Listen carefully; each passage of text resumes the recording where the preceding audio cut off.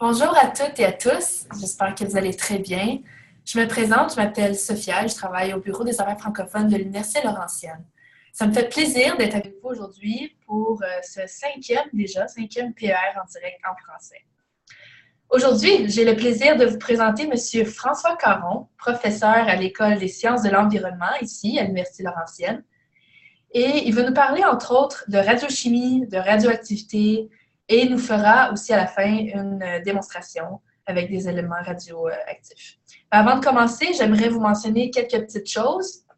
Premièrement, on va avoir une période de questions vers 11h25, alors n'hésitez pas de prendre des notes, de préparer quelques questions, parce que toutes les questions sont bonnes et M. Caron est là pour les répondre.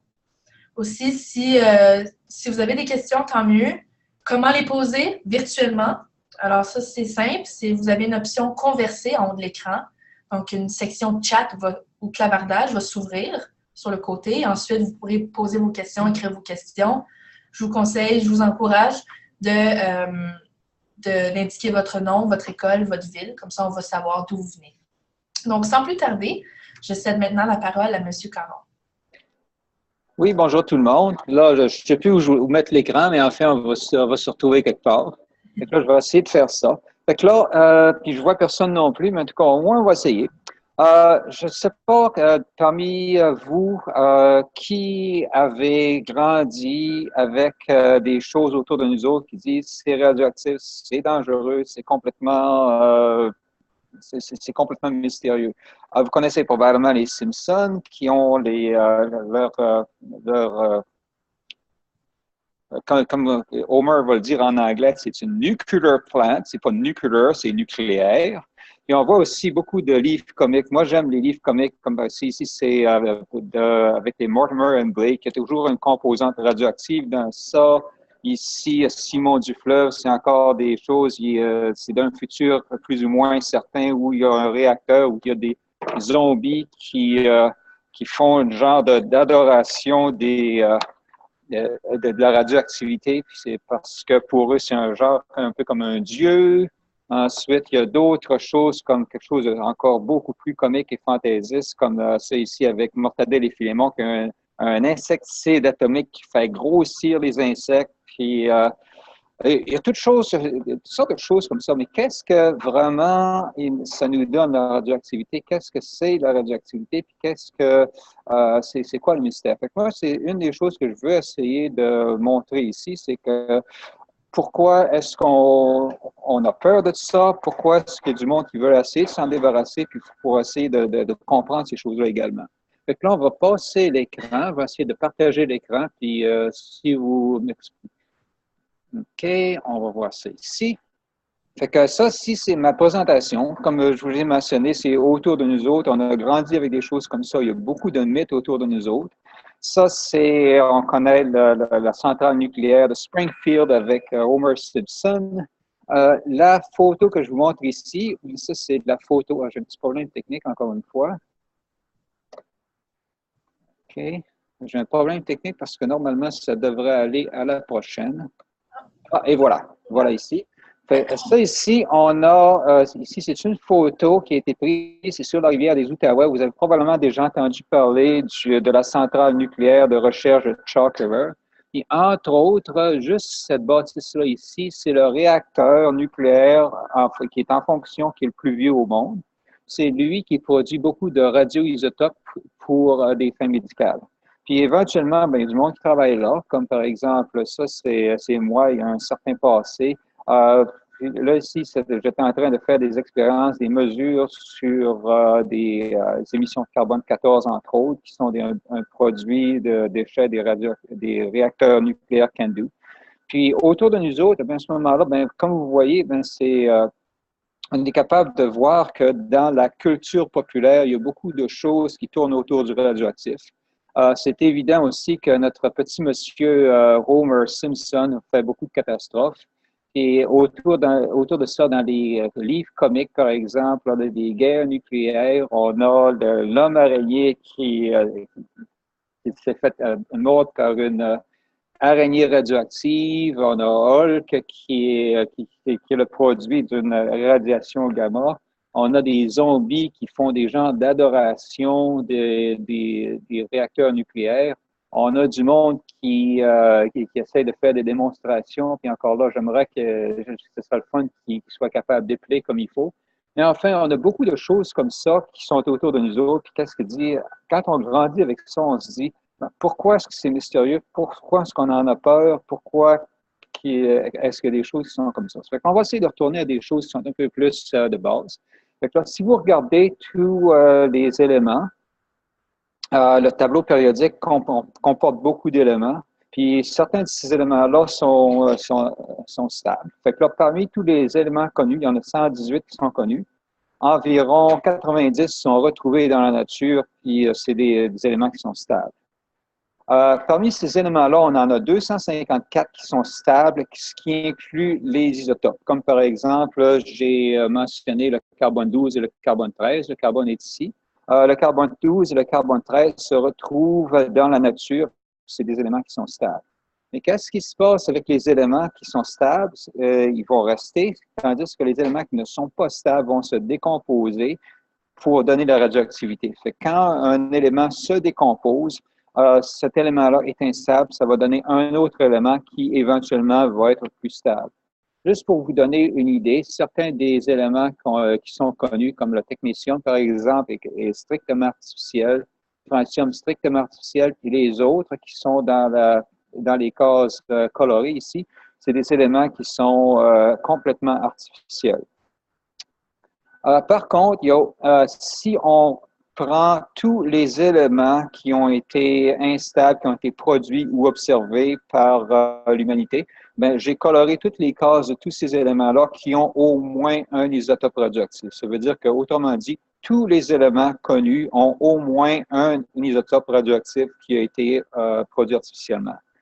Heureusement, jusqu'à un certain point, ces éléments-là qui sont tellement instables qu'ils se décomposent très rapidement, certains de ces éléments-là radioactifs vont avoir une durée de vie ou de demi-vie qui est très longue. Par exemple, la radioactivité, c'est un phénomène naturel, puis parmi les éléments qui ont été observés, il y en a beaucoup dont la radioactivité est naturelle, puis on a environ 32 de ces éléments-là dont leur demi-vie est supérieure à 50 millions d'années. Puis on a même plusieurs d'entre eux, certains des éléments comme l'uranium, certains éléments de radioisotopes de thorium. Eux autres, ils ont des demi-vies dans l'ordre de milliards d'années. Et ça inclut également le potassium 40. Ça, c'est cette radioactivité-là qui est là depuis un bon bout de temps. C'est la radioactivité primordiale. La radioactivité primordiale, c'est celle qui a été faite en même temps que l'origine de la planète et du système solaire et des planètes. Ça veut dire que c'est des choses qui sont vraiment très, très anciennes. Ça a toujours été là, ça va toujours être là. Fait que lorsque ces éléments-là sont de la radioactivité primordiale, ils vont également se décomposer. Puis en se décomposant, ça va donner des produits radioactifs. Fait que là, parmi les produits radioactifs, ben, on va avoir des séries naturelles. Fait que juste pour vous montrer ça ici, c'est un schéma d'une des séries naturelles, c'est la série 4N plus 2. Puis au début de cette chaîne-là, on a l'uranium 238. Puis un des produits intermédiaires également, ça va être le thorium 230. Fait que qu'est-ce qui se passe ici? L'uranium 238 va se décomposer dans un autre radioisotope, puis lequel, lui, va se décomposer, entre autres, pour éventuellement en arriver avec un produit stable à la fin, qui est le plomb 206. Juste pour vous donner un autre lien à l'intérieur de cette série naturelle-là, on a le radon 222. Vous avez probablement entendu parler du radon qui est dans tous les édifices. C'est jusqu'à un certain point, ça peut être un problème, mais la raison pour laquelle on a du radon, c'est parce que on a de l'uranium 238 que lui est présent naturellement dans presque tous les endroits dans la croûte terrestre. Donc, c'est un des éléments qui va nous exposer à la radioactivité naturelle le plus dans la plupart des endroits. Puis, qu'est-ce qui va nous donner aussi de ces positions-là? Ça va être les produits filles de l'uranium-238, dont le radon-222 et beaucoup d'autres de ces produits-là qui vont se faire de façon naturellement. Du début à la fin de cette chaîne, c'est plusieurs milliards d'années. Donc, présentement, cette chaîne-là est à un certain équilibre. Puis, à la fin, le dernier produit qu'on va avoir, ça va être du plomb. Donc, le résultat de ces séries naturelles-là, on en a 4 de ces séries naturelles-là, ça va être un des isotopes du plomb. Un autre élément qui fait partie de la radioactivité naturelle, c'est le potassium 40 que je viens juste de vous montrer ici. Fait que là, je vais vous montrer, je vais faire une petite démonstration pour montrer un peu à quel point on est capable de le trouver autour de nous autres. Et voilà, fait qu'on est rendu là. Fait que là, ici, on va essayer de s'approcher pour faire une démonstration. Fait que là, je ne sais pas, j'espère que j'ai bien fait mon affaire ici pour ça. Et voilà. OK. Normalement, on devrait être capable de voir ce que je fais. Moi, je ne suis pas important, mais voir ce que je fais, c'est important. Ici, j'ai un compteur Geiger avec la sonde qui est ici. Fait que là, pour l'instant, je ne bougerai pas parce que c'est un petit peu délicat pour l'instant. Fait que là, vous devriez être capable d'entendre certains bruits. Là. Ça, c'est le bruit de ça, c'est le compteur Geiger qui enregistre la radioactivité naturelle autour du détecteur qui est ici. Fait que là, qu'est-ce que je vais essayer de vous montrer, c'est que on peut aller à l'épicerie, comme par exemple, je suis allé à l'épicerie, j'ai acheté du sel ordinaire. Fait, du sel, vous connaissez probablement selon vos cours de chimie, c'est du chlorure de sodium. Fait que le sel ordinaire, je le mets ici. Fait que là, écoutez bien la différence dans les clics.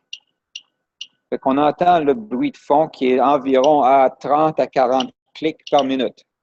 Là, on va mettre du sel ordinaire. Ça ne devrait pas changer beaucoup, 30 à 40 clics par minute. On entend un peu, et ainsi de suite. OK. Supposons qu'on a une diète hyposodique, qu'on ne veut pas avoir trop de sodium dans notre diète. Qu'est-ce qui se passe? On peut aller chercher du sel qui est raffiné.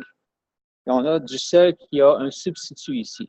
Qu'est-ce qu'il y a dans le substitut? On a du chlorure de sodium. Et pour baisser la teneur en chlorure de sodium, on a les manufacturiers, comme Windsor, mettre du chlorure de potassium.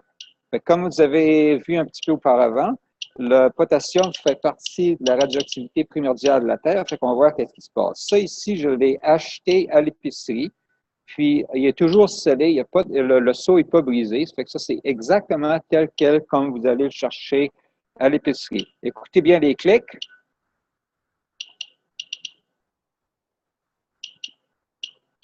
On commence à monter un peu. On est rendu à 160, 260, 250, 180 clics à la minute. Fait que ça ici, c'est un produit qu'on va aller chercher à l'épicerie puis qui contient de la radioactivité naturelle. Une autre chose que je voulais vous montrer, c'est un des échantillonnages que j'ai fait il y a quelques années. J'ai échantillonné des feuilles mortes, lesquelles j'ai mis dans un sac en plastique. Mais la raison pour laquelle les feuilles sont mortes, c'est parce qu'ici au Canada, on a quelque chose qu'on appelle les saisons. En automne, les feuilles tombent. Puis quand les feuilles tombent, s'accumulent sur le sol. Puis j'ai ramassé des feuilles mortes. Puis les feuilles mortes, c'était un endroit où il y avait de la radioactivité. Fait qu'écoutez bien les clics.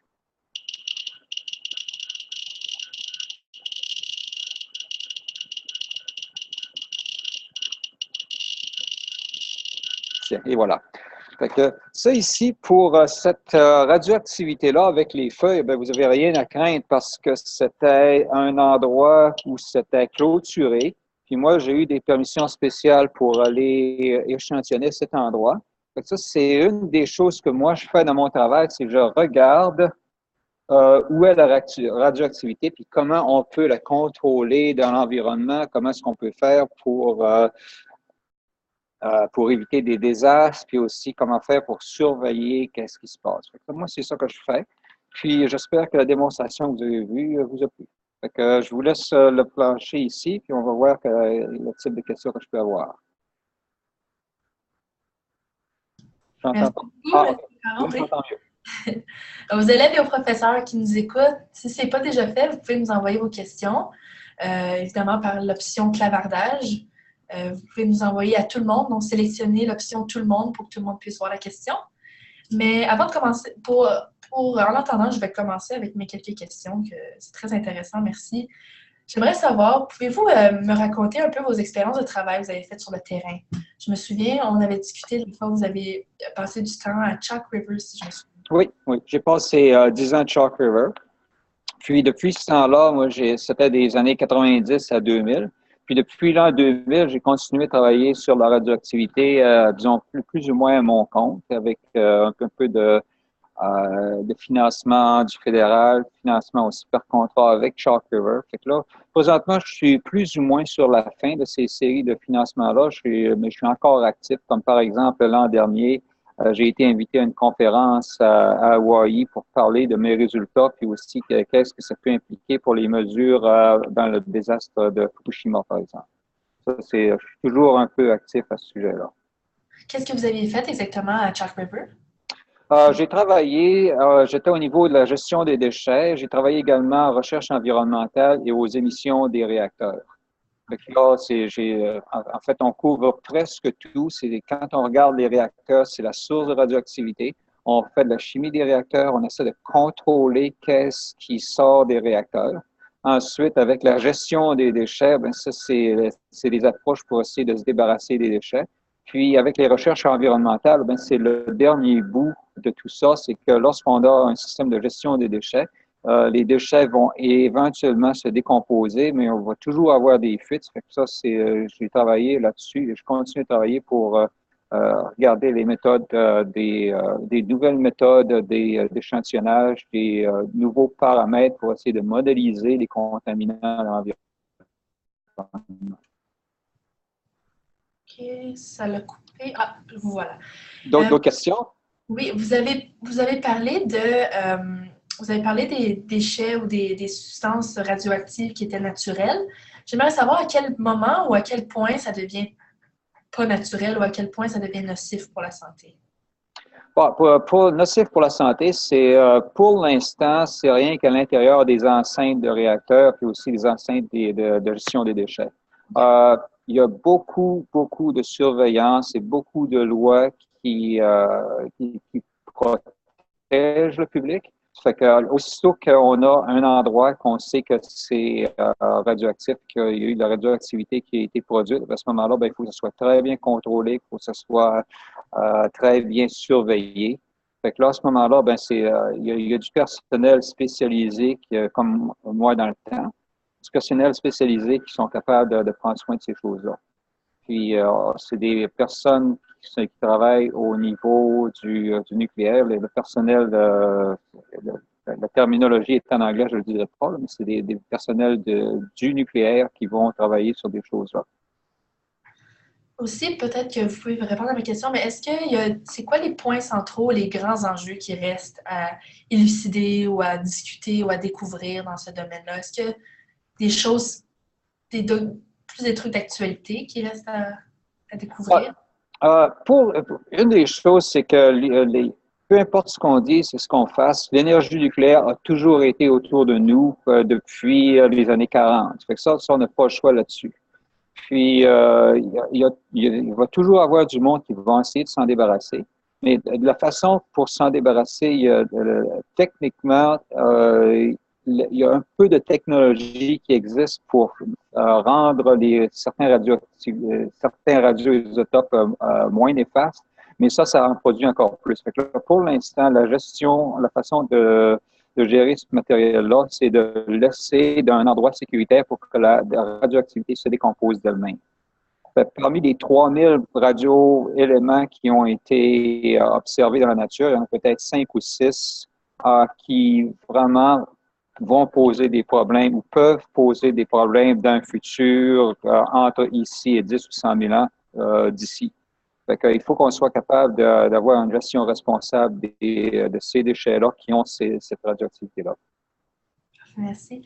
Sur une note plus personnelle, j'aimerais savoir, et en terminant, si on n'a pas d'autres questions, c'est euh, pardon, quand avez-vous appris, réalisé que c'était un domaine qui vous intéressait? C'est plus une question pour les étudiants qui sont de la 9e à la 12e année, mais qu'est-ce qui vous intéressait dans ce domaine-là? Qu'est-ce qui vous a accroché? Qu'est-ce qui vous a allumé Ouais. de cette branche-là de la science? Ouais. Ben, une des premières choses qui m'a accroché, c'était des choses comme ça ici.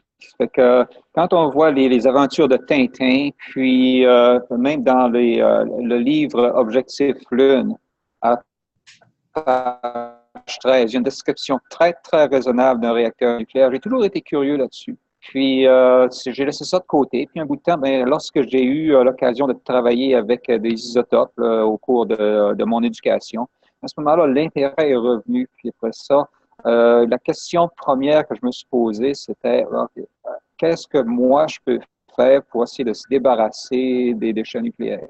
La meilleure façon de le faire, c'est pas de prendre une pancarte et s'en aller dans la rue. Ça, c'est vraiment des clowns, ça, excusez, pardon.